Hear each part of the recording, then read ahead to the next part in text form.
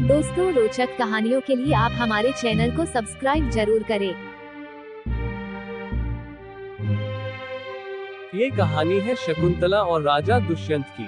कैसे एक दूसरे से मिलते हैं और कैसे बिछड़ के वापस मिलते हैं।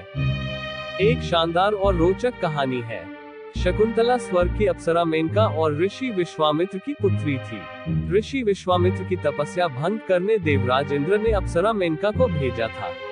मेनका ने अपने रूप और यौवन से ऋषि विश्वामित्र की तपस्या भंग कर दी और दोनों के संसर्ग से शकुंतला का जन्म हुआ। जन्म उपरांत ही मेनका ने शकुंतला का त्याग कर उसे वन में छोड़ दिया। शकुंत नामक पक्षी से नवजात शकुंतला की रक्षा कर कव ऋषि अपने आश्रम ले आए और पक्षी के नाम पर उसका नाम शकुंतला रख दिया। आश्रम में ही शकुंतला का पालन पोषण हुआ। युवा होने पर शकुंतला अपनी मां मेनका की तरह ही रूपसी हुई। एक दिन आंखें खेलते हुए हस्तिनापुर नरेश दुष्यंत वन में आए और कव ऋषि के दर्शन की अभिलाषा में उनके आश्रम पधारे। द्वार से ही उन्होंने ऋषि को पुकारा। पुकार सुनकर शकुंतला बाहर आई। शकुंतला के रूप को देखकर राजा दुष्यंत मुग्ध हो गए। शकुंतला ने उन्हें बताया कि कव ऋषि तीर्थ यात्रा पर गए हैं। जब राजा दुष्यंत ने शकुंतला का परिचय मांगा तो शकुंतला ने बताया कि वह कण्व ऋषि की पुत्री है। कण्व ऋषि आजन्म ब्रह्मचारी थे। अतः शकुंतला का परिचय सुन राजा दुष्यंत आश्चर्य में पड़ गए। तब शकुंतला ने अपने जन्म और त्याग की कथा का वर्णन करते हुए बताया कि वह कव ऋषि की दत्तक पुत्री है। शकुंतला को देखते ही राजा दुष्यंत उस पर मोहित हो गए और उसके प्रेम में पड़ गए। इधर शकुंतला ने भी उन्हें अपना हृदय अर्पित कर दिया।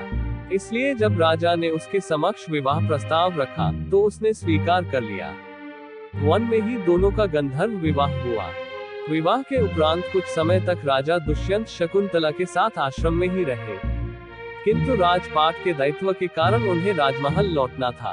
उन्होंने शकुंतला को वचन दिया कि कव ऋषि के लौटने पर वह उसे विदा कर महल ले जाएंगे। प्रेम के प्रतीक स्वरूप उन्होंने शकुंतला को स्वर्ण मुद्रिका प्रदान की और हस्तिनापुर लौट गए। इस बीच एक दिन कव ऋषि के आश्रम में दुर्वासा ऋषि पधारे और पुकार लगाए।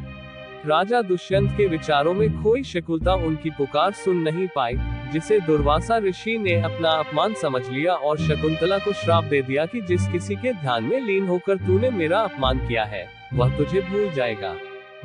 दुर्वासा ऋषि का श्राप सुनकर शकुंतला का ध्यान टूटा और वह अपने विचारों की दुनिया से बाहर आई। वह ऋषि के चरणों में गिर पड़ी और क्षमा याचना करने लगी।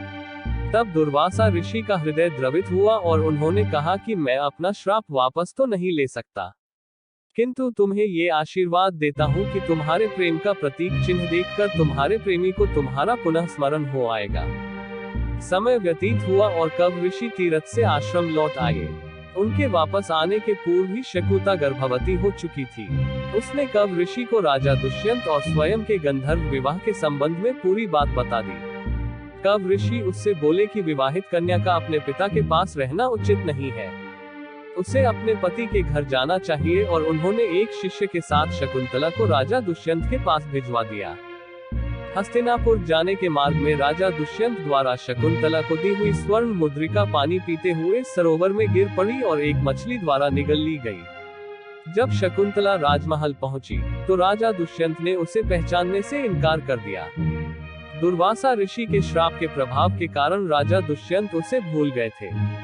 उसी समय स्वर्ग से शकुंतला की माता मेनका आई और उसे अपने साथ ले गई।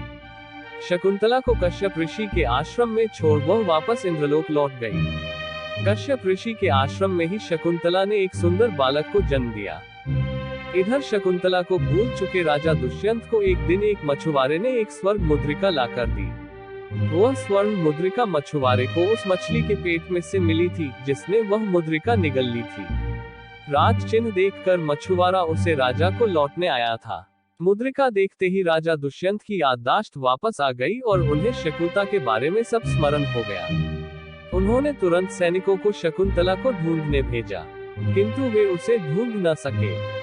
स्वर्ग में देवासुर संग्राम छिड़ा हुआ था। देवराज इंद्र के निमंत्रण पर राजा दुष्यंत उनकी सहायता हेतु इंद्र की नगरी अमरावती गए।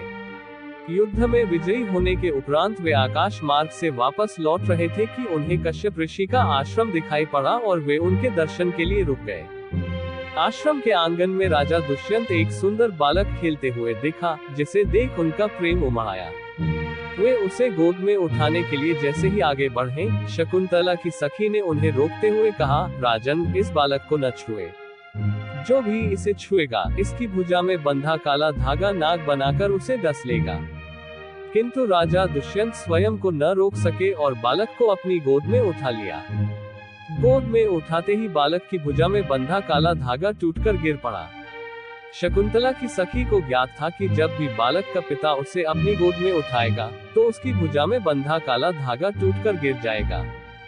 उसने जाकर शकुंतला को पूरी बात बता दी।